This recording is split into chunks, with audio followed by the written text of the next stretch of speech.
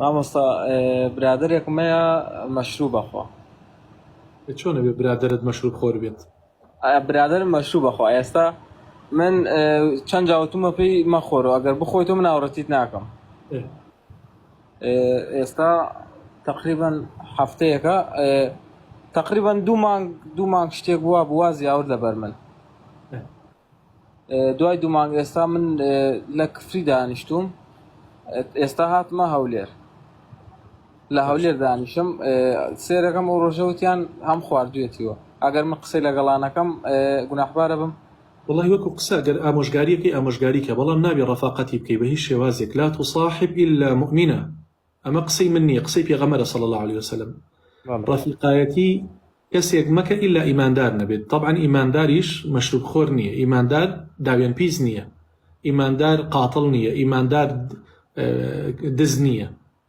كوتت إيماندار يعني كسكي بخوا صلحاو، كسكي توبكار. لا تصاحب إلا مؤمنة ولا يأكل طعامك إلا تقي. باك كسيك جلسر سفرك دابني شوناني توبخوا كسكي إيماندار ولا خواتر بيت. شكتو لو دوانا إسفاداك إلى دنيايا. بما الله كت بينشش خلقي داوين بيس وخلقي خرابكار بي لسر سفرك نان بخوات أو كاتب زانا خزانكش لدس ديانا أو كاتب زانا سروت سامانكش لدس ديانا.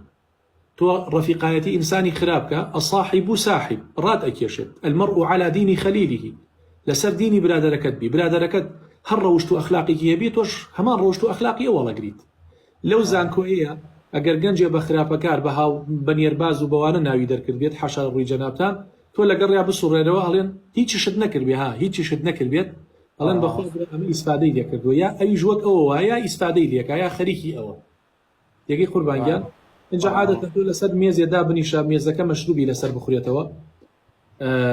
خەڵک دەڵێن فڵانە کەسیش مەشروب خۆرە، ئەگەر ڕاستەکە بۆچی لەگەڵیانە دانیشێت؟